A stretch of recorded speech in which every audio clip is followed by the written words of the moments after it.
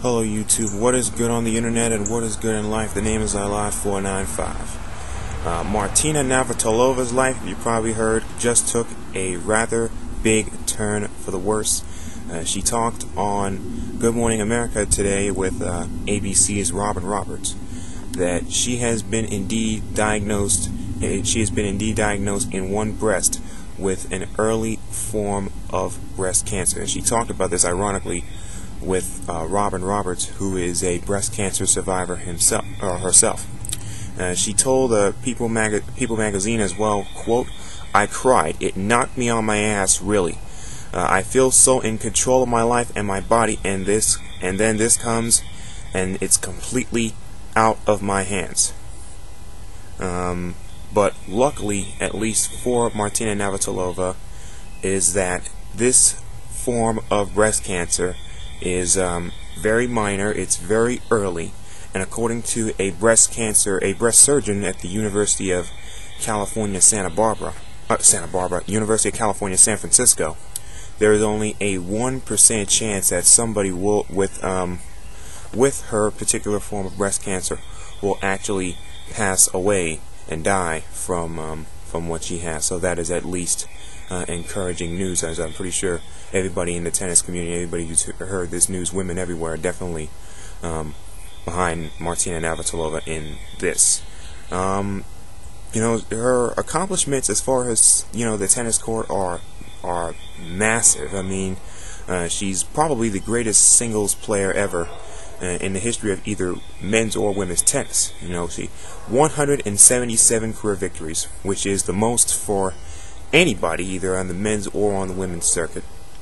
18 Grand Slam titles, including 9 at Wimbledon, plus 6 straight from 1982 to 1987 at the grass lawns at Wimbledon in London, England. She also told People magazine, quote, "I went 4 years between mammograms." I think that was somewhat of a mistake that she made. I think that all women should definitely get yearly mammograms, unquote. Or rather, the "I went 4 years between mammograms" part is what she said. I'm just giving my opinion. Quote, "I went 4 years between mammograms. I let it slide. Everyone gets busy, but don't make excuses. I stay in shape and eat right, and it happened to me. Another year, and I could have been in big trouble." So at least she is acknowledging the mistake that she made by deciding not to go for a mammogram yearly and waiting. The last time she went for one was 4 years prior to this previous one. She also had a lupectomy and will undergo 6 weeks of radiation therapy starting in the month of May. The breast surgeon at the University of California, San Francisco, is a woman by the name of Dr. Shelley Wang, and says that her form of breast cancer, ductal carcinoma in situ, or DCIS annually hits 70,000 women, and all new, and accounts for about 1/5, so about 20% of, according to her, 20% of new breast cancer cases discovered annually are due to DCIS. She said, quote, "The prognosis of someone with DCIS is excellent.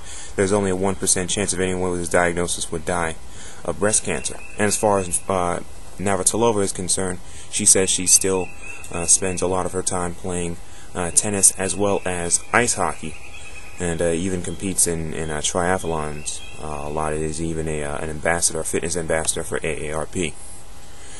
So that was the major news. I think it's somewhat being underreported by ESPN, but here I am talking about it today. Again, that's the story of the day. A very sad story, but also somewhat, at least this was diagnosed.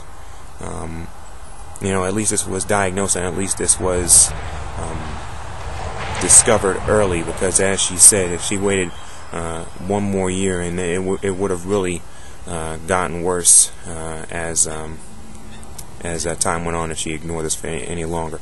So that's what's going on with her. The major news of Martina Navratilova's revelations that she indeed does have breast cancer, And I hope that this, as if it really shouldn't, because this should be something that should be proactive among all people, but something that should be proactive. If you're a woman, you always got to look out for breast cancer. Men also with prostate cancer.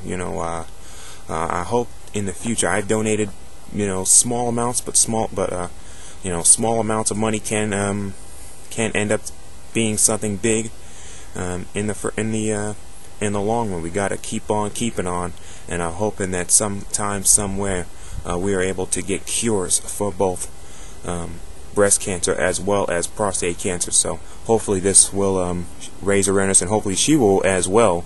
Whether it's Susan G. Komen for the Cure or any other breast cancer awareness charities that we must keep on striving as people to donate money towards research, and as researchers themselves to keep it on and not giving up until we eventually find a cure for both prostate and breast cancer. So that's what's going on. Until next time. And usually I say that I'm just one guy talking about nothing, but this is something. This is a very big issue which hits a lot of women. Again, 70,000 women annually are for first time cases of discoveries of breast cancer. DCIS usually accounts for 20% of these cases, according to the breast surgeon at the University of California, San Francisco. So until next time, I am Long Island 485, and I will see you on the internet someplace. And don't forget don't forget to keep on donating, and let's keep on striving for the cure. Bye.